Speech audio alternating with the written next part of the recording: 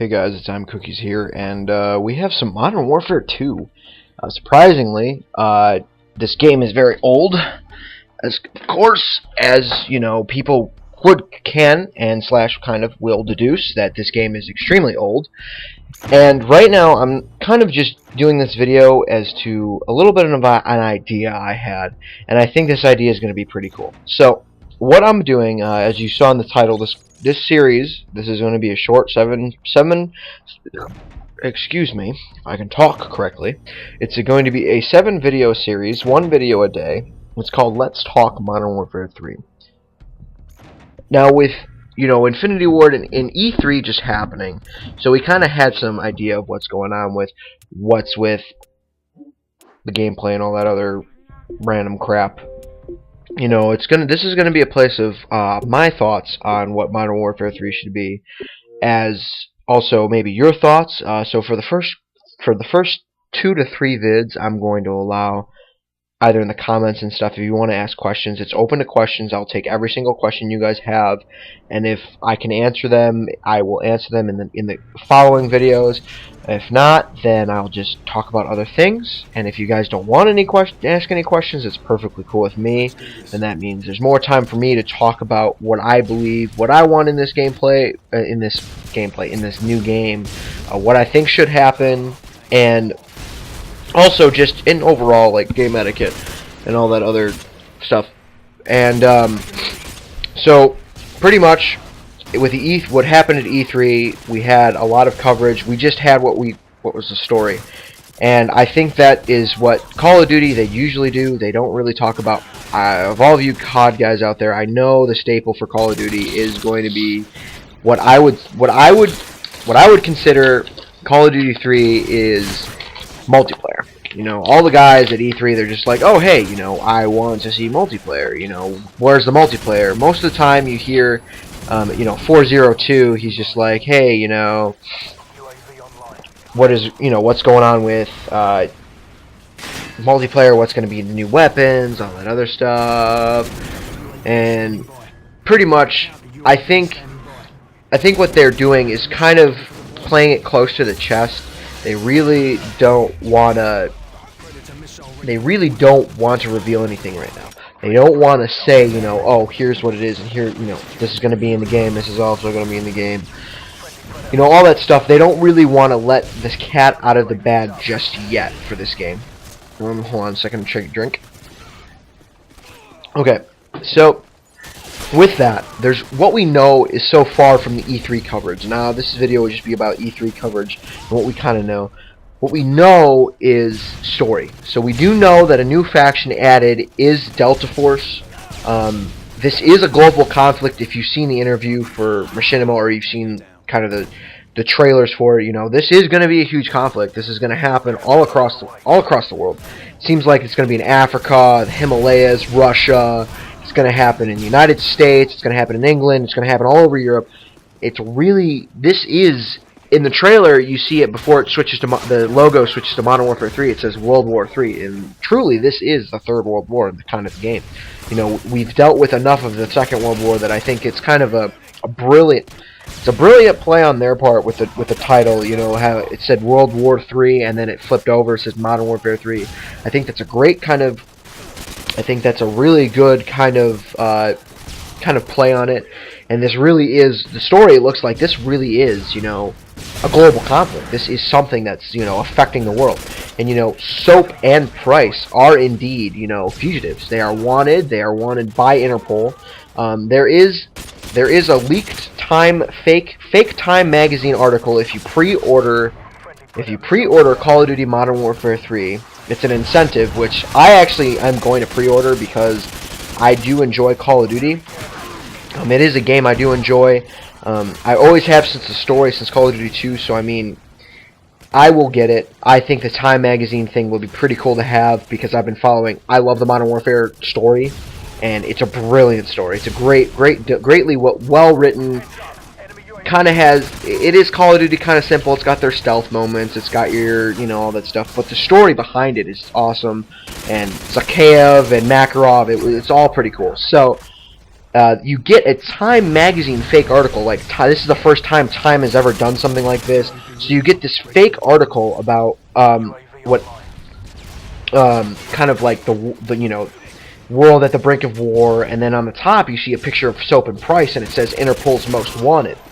So with that, I can deduce that, you know, we're still most wanted. As you saw that at the end of it, Shepard had declared Soap and Price, you know, on the most wanted list. So it seems like, you know, Soap and Price with Nikolai are on the run, and that guy just got a really awesome triple on us, and that's kind of bad, but whatever. We still win the game.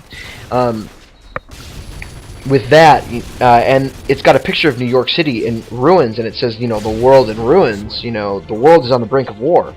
And it is true. You know, this is going to be, you know, the story-wise, it's going to be the Third World War kind of deal. It's all over the place. You know, the Russians have decided to try and take control of the U.S. And apparently one of the missions that, you know, the E3 mission that you saw in an interview that they talked about, you know, it supposedly was hours after the events of Modern Warfare 2. So this is kind of like right in your seat, what is going on. As Modern Warfare ended, you know, we had the 5 years advance kind of deal, and that was great and all. But with this game, you know, this is going hours. So we're talking like moments after the game, moments after Soap and Price were taken away by Nikolai and going into hiding. So this is something that's going to be pretty cool. Excuse me. I think that's going to be pretty sweet. And also, with that, they also, like I said, they revealed Delta Force as one of the new factions, and in the mission you had to take Wall Street, and you had to explode a radio jamming device, and it was pretty cool to see. It seems like there's second attack, there's dual scoping available in the campaign. There's no way that we know that this is in multiplayer. I'm going to stress that a lot in this video series. What I know and what we've seen from E3 is nothing compared to what they're doing with multiplayer. I think that that's smart of them. And for the multiplayer segment, I am going to have another video that I'll do within. Yeah, I'll do it one of these videos. I will talk about what I think multiplayer should be like, and kind of what everybody kind of wants from it. But I think Call of Duty in general, this is kind of something that I've seen throughout the Call of Duty lifespan is community support, and this is for everything. Games usually have patches and community support. If you guys don't play any single-player games, sometimes there will be companies that will look closely at something and they will fix a glitch. They'll patch a glitch. They'll fix something. They'll try and do the best they can for what it is. And I think that's a smart idea.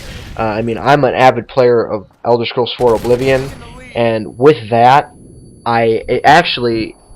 since I'm such an avid player, you know, they patch a lot of things while you play. So I think one of the things is that what I think kind of Infinity Ward, Activision in general, hasn't really picked up on until Black Ops with this recent Call of Duty game, was community support.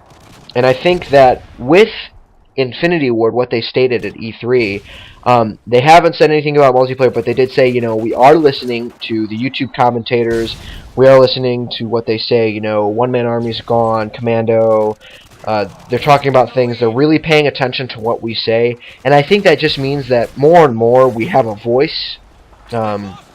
I'm really enjoying this more and more, that YouTube has become a place for gamers to really kind of say their voice and say, hey, this is something we really don't like, could you please fix it, or could you please kind of do something about it? And I think that's really awesome. I think that's a great thing that they're doing, and I think that's one of the things that, since they're starting off right, they have to hit the ground running with it, and if they don't do it right, the game's gonna flop. You know, it took Activision, you know, in Call of Duty lifespan, it took Activision 5 years to really pay attention to what we as a community wanted out of it. And I'm just talking about the YouTube community. I'm assuming that the YouTube community is a lot as to what, you know, the world, you know, the whole world community wants. You know, we're like you know, YouTube commentators aren't anything special. We're just like you who like to play the game, but we have an area to voice our opinions about what we want and what we've seen and kind of what we rage at every time we play these games. And I think and that was really cool. He used the mini Uzi ACOG, and that's pretty legit. But anyways,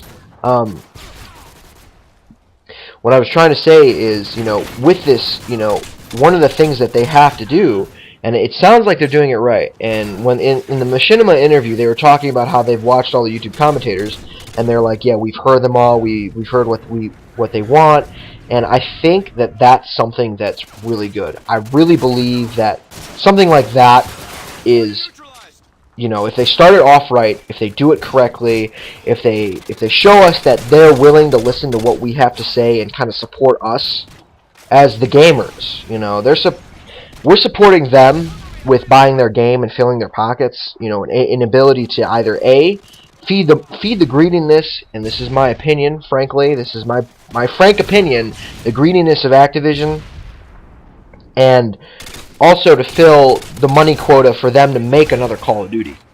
These games cost a lot of money to make, and if I remember correctly, back a couple of years ago, video games, I think, were on average cost close to $10 million to make, and that's just impressive. That's just amazingly expensive to make something that's only $60, but it's still, you get your money's worth. And the least they can do with us saying, hey, we're gonna buy your game, the least that they could do, I believe, is support their game with, support their community, excuse me.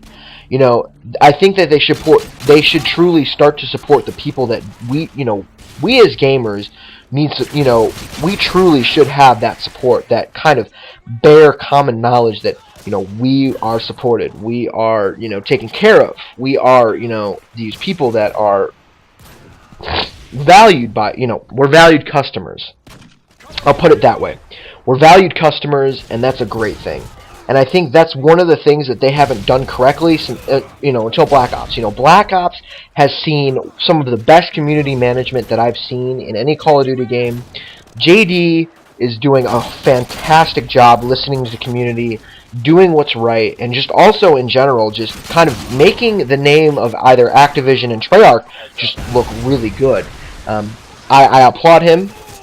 He's doing a fantastic job. I mean, some things he could work on, and I think a lot of people are just like, oh, come on, fix the sound or fix this, fix that. But, you got to give him some credit for what he's doing. And, being a game developer, as I've seen in this world, is just such a hard job. It's one of those things I personally want to do, but in general, it's just a hard kind of gig to get into, and it's a hard thing to really just kind of grasp. So, I mean, I applaud JD for doing what he does, and for what he does, is something that's really awesome. And I think that with that, I think Bowling and if I'm not, oh God, who is that guy that just got the community managership at Sledgehammer? It will come to me later, but with Robert Bowling and him, Dr. Disrespect. I believe, yes, if it's Dr. Disrespect, a YouTube commentator, got the community manager job, which is also, I think, a step in the right direction in general. They picked up a community guy. They picked up a guy in the YouTube community that does Call of Duty videos and kind of said, you know what, let's get a community manager who's a gamer, someone from the community. And I think that, with that, it's something that's really good. It's something that I believe, personally, is amazing. They pick somebody up that kind of exemplifies what the gaming community is. And with that, with Bowling and Dr. Disrespect, stuff like that, we can see a lot more things to get done. And I mean, for some people, listening to this video, you're like, why is being a community manager or community management such an important part of this game? If you think about it, one of the reasons why Modern Warfare 2 flopped so bad was community management. Infinity Ward didn't have the community management, skills capable, just in all general honesty, capable of making a game that is noteworthy or something that will last. And, with this game, with Modern Warfare 3, and if they're going to approach us the right way, it could last longer than, this year. I mean, I'm playing Black Ops, I'm 7th Prestige, and I'm already gotten tired of it after a couple months. So that's all for now, guys. So we just talked about a little bit about community and what's E3. And in tomorrow's vid, we're going to be able to start talking about what we're going to see also at E3.